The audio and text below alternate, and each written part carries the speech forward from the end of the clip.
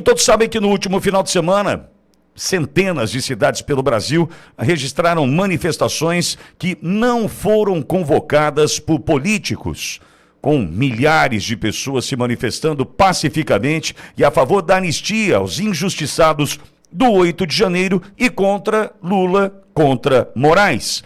No início da semana, tivemos a divulgação de mensagens comprometedoras, estarrecedoras, de servidores do gabinete do ministro do Supremo Tribunal Federal, Alexandre de Moraes, mostrando total parcialidade em um ato de desespero exagerado e desnecessário. Então, o ministro Moraes decretou a prisão domiciliar do presidente Bolsonaro, uma verdadeira cortina de fumaça pós-vaza-toga. Essa atitude causou a reação natural das pessoas que voltaram às ruas desde a última segunda-feira. Nós vamos conversar sobre isso e outros assuntos importantes agora com o senador Isalci Lucas, que é do Distrito Federal. Senador, uma honra. Vimos o senhor há pouco ali na mesa e agora conversando conosco aqui. Repito, senador, nós estamos prontos, a audiência da Auriverde, em apoiá-los. Pela coragem, pela determinação, pelo momento. Sinta-se abraçado e acolhido pela audiência da Auriverde Brasil, senador. Obrigado, Pitoli. Bom dia. É mais um dia de luta aqui. Quero dizer, é um prazer participar da Auriverde aí, que tem contribuído muito, né, para desmistificar o que a imprensa tradicional vem colocando, né? Vocês conseguiram realmente levar a notícia verdadeira para a população. Então, parabéns pelo seu trabalho, parabéns, Auriverde, aí pela audiência. E vamos continuar nossa luta aqui. O Supremo Tribunal Federal extrapolou de todas as formas. Não tem mais, basta, né? Chegou a hora, não dá mais para continuar do jeito que está. E a gente recebeu muito bem este recado das urnas e também da manifestação. Você vê que no dia 3 de agosto, né, você disse aí, mais de 60 cidades manifestando. Aqui em Brasília mesmo, aqui no Eixão, uma mobilização maravilhosa. E solicitando o quê? Exatamente a anistia já. E nós já temos lá na Câmara, a maioria dos deputados já assinaram o requerimento de urgência. Né? A questão também, aqui no Senado, do impeachment de Alexandre de Moraes. O Alexandre extrapolou de todas as formas. Você viu aqui, eu fui o relator aqui do IOF, não é? Antes do recesso, conseguimos demonstrar a inconstitucionalidade do decreto do presidente Lula. E durante o recesso, no primeiro dia de recesso, o Alexandre volta atrás e permite que o governo possa cobrar o IOF, que penaliza todo mundo, principalmente os mais pobres.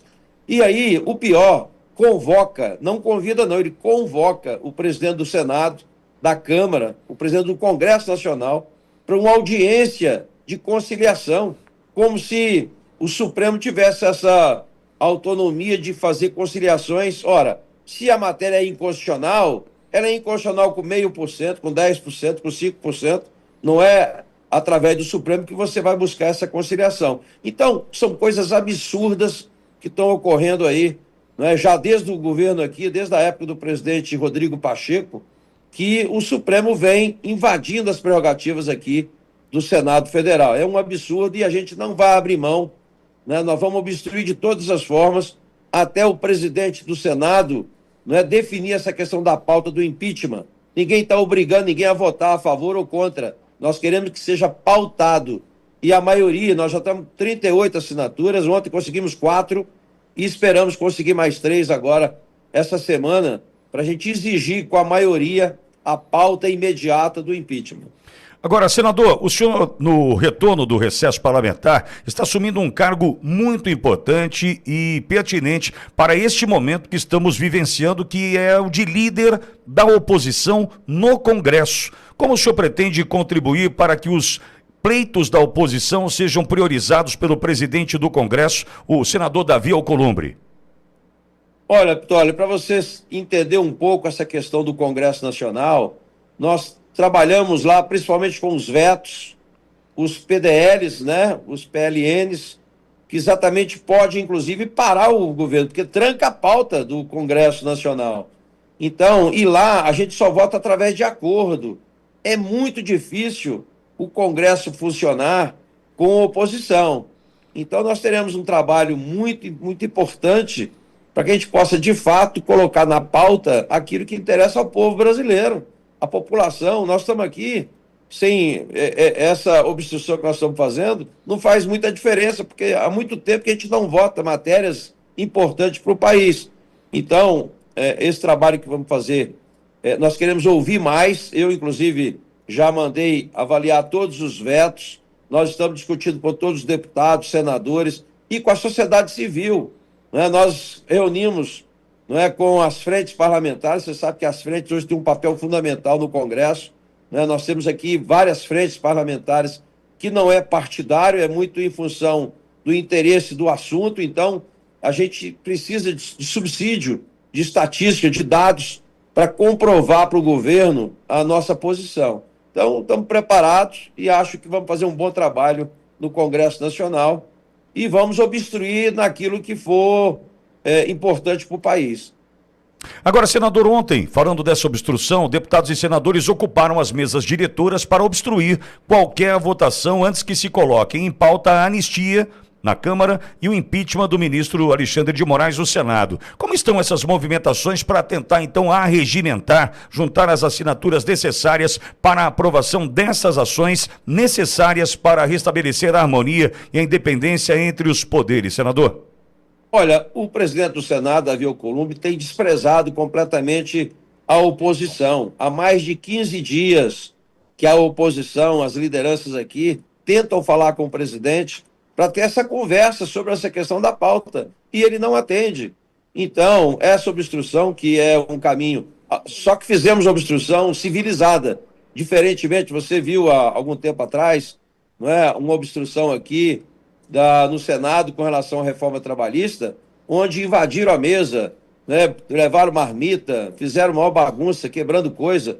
Nós não, nós simplesmente ocupamos as cadeiras de forma ordeira, fizemos aqui um rodízio, né, passamos a noite toda aqui no Senado e na Câmara com o rodízio, exatamente para não deixar, né, que haja ocupação aqui da mesa diretora e do plenário, até que o presidente converse com a oposição. E nós não queremos participar de assembleia com os senadores da base de governo. Nós queremos primeiro ter a nossa conversa de oposição com o presidente, até porque nós o apoiamos para a presidência aqui do Senado e ocupamos aí a Comissão de Infraestrutura, a Comissão de Segurança, que também está obstruindo. Então, nós teríamos sabatina essa semana na Comissão de Infraestrutura e o presidente Rogério, né, cancelou e não fez a sessão. E vamos fazer isso também aqui no Senado. Nós não vamos admitir que haja sessão enquanto realmente não houver essa conversa, para que a gente possa, de fato, ter uma solução com relação ao impeachment de Alexandre de Moraes e, inclusive, a questão aqui do nosso senador Marco Duval. Por incrível que pareça, né, quando ocorreu o episódio com Aécio Neves, né, o próprio Alexandre de Moraes deu um parecer, um ADIM, né, uma decisão de que em 24 horas teria que ir para o Senado tomar essa posição. E veio para o Senado e o Aécio foi liberado por 44 votos a 26, fruto de uma jurisprudência do próprio Alexandre de Moraes. E agora ele manda colocar a tornozeleira, não é, no Marcos Duval e uma série de outras restrições, inclusive impedindo que ele vá ao Espírito Santo, que ele só pode ficar até 19 horas. Então, na prática, esse assunto teria que vir para o plenário do Senado, que não veio. E foi exatamente, ele está contrariando exatamente o voto que ele deu lá atrás, que foi a base da decisão da questão do Aécio Neves. Então, são absurdos que nós estamos assistindo todos os dias e que chega, basta. E nós vamos continuar nessa luta aqui, né? Já estamos aqui no plenário do Senado, já ocupando novamente. Na Câmara, da mesma forma. Lá na Câmara, inclusive, já teve a nota oficial do União Brasil e Republicanos, em parceria com o PL, são mais de 200 deputados que participam, então, dessa obstrução. Senador, acaba de chegar uma informação que nós precisamos passar para a audiência e já quero ouvir a opinião do senhor com relação ao que o João Vitor traz agora. Pois não, João. O ministro Alexandre de Moraes, do Supremo Tribunal Federal, acabou de autorizar que o ex-presidente Jair Bolsonaro, detido em prisão domiciliar, receba a visita de filhos, cunhadas, netas e netos sem a necessidade de autorização prévia. Segundo a TV Globo, o ex-presidente teve a prisão domiciliar decretada pelo ministro Alexandre de Moraes do STF após descumprir medidas cautelares impostas pelo magistrado. Inclusive, Pittoli, nessa decisão em que decretou a prisão domiciliar, Moraes havia afirmado que visitas a Bolsonaro dependeriam de autorização prévia do Supremo, mais especificamente dele, né?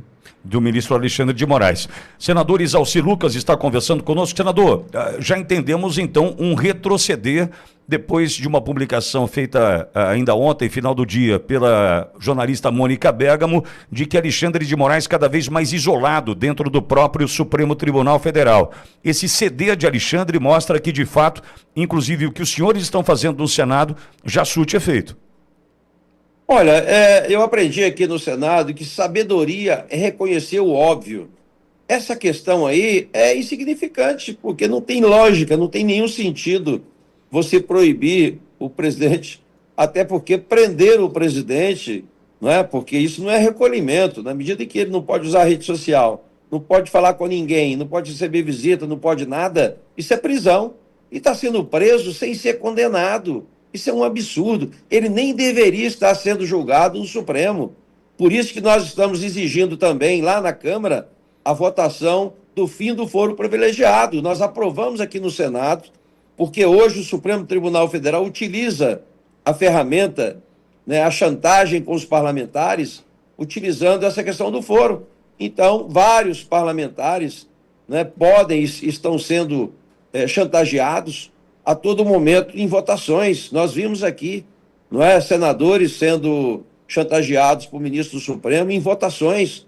Quando votamos aqui, por exemplo, a matéria do fim das decisões monocráticas, houve telefonemas de ministros do Supremo para senadores ameaçando colocar o processo em pauta. Então, essas coisas têm que acabar.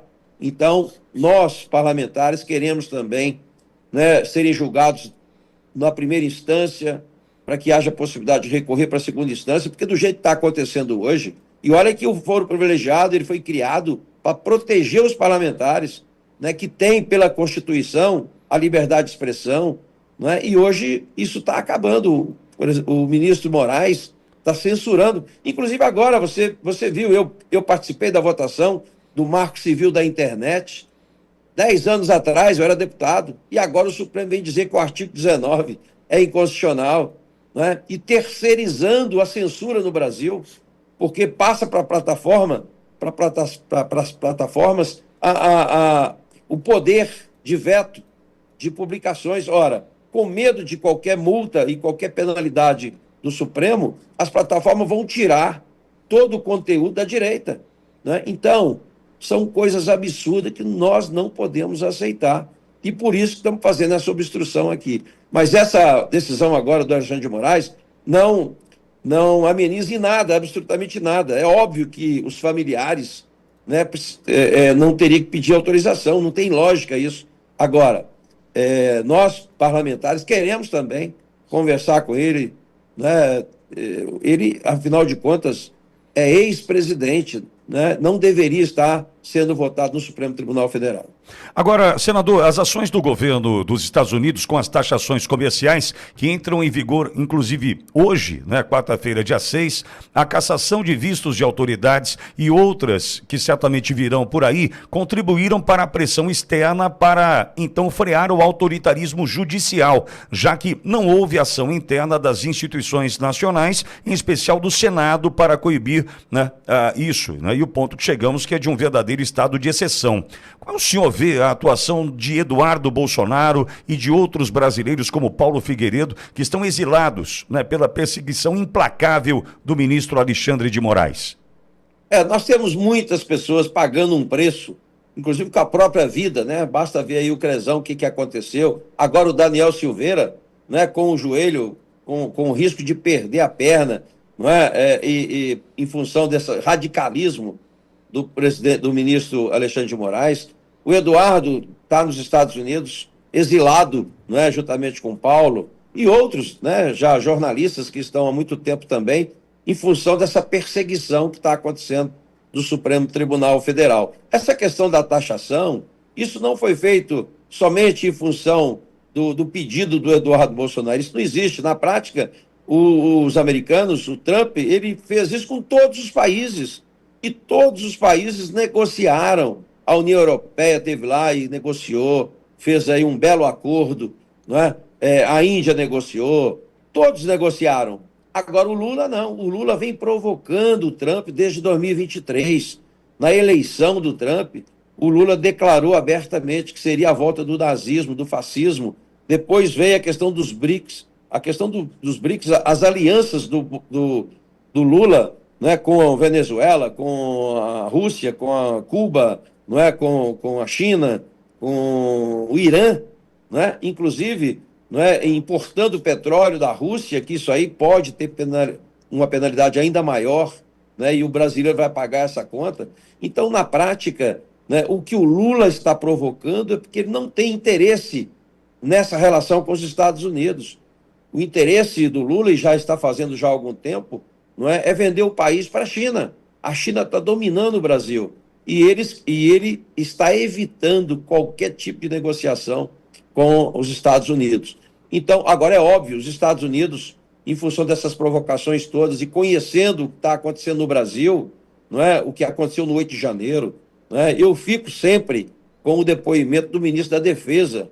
O ministro da Defesa disse claramente: não houve golpe, não existe golpe sem Forças Armadas, sem arma, né? É um absurdo. Eu participei da CPI do 8 de janeiro e comprovei, está lá o meu relatório, mais de 500 páginas, comprovando que o governo federal poderia ter evitado esse movimento no dia 8 de janeiro. O próprio G. Dias, na audiência que teve recentemente, o advogado perguntou para ele, ele disse que tinha 900 policiais. 900 policiais era mais do que suficiente para evitar o que aconteceu. Nós temos aqui, Pitoli, eu que sou de Brasília, nós temos aqui o BGP, que é o Batalhão da Guarda Presidencial. São mais de 2.000 militares do quartel que tem um único objetivo: cuidar do Palácio, né, da Presidência da República. E aí no 8 de janeiro não tem ninguém, meia dúzia de gato pingado tomando conta, com as portas abertas, não é? As câmaras desapareceram, os vídeos.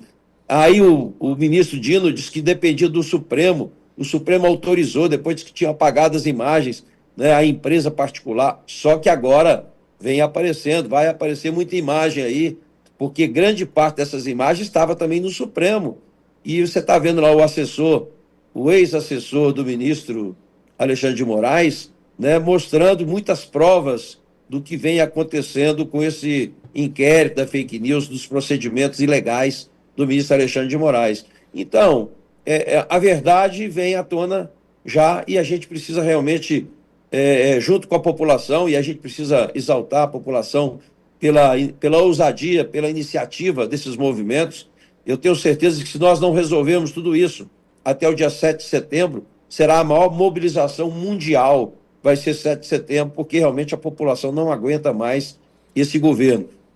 O Eduardo, né, é um exilado político, realmente está abrindo mão do seu mandato em defesa do país, porque, de fato, para os Estados Unidos, a liberdade de expressão ela é fundamental, a democracia é fundamental. Nós não queremos essa democracia relativa do Lula, essa democracia relativa do Alexandre de Moraes. Nós queremos uma democracia ampla, e o princípio básico da democracia é a liberdade de expressão. Se acabarem, se vier a censura, como estão impondo para nós, inclusive parlamentares, isso não é democracia.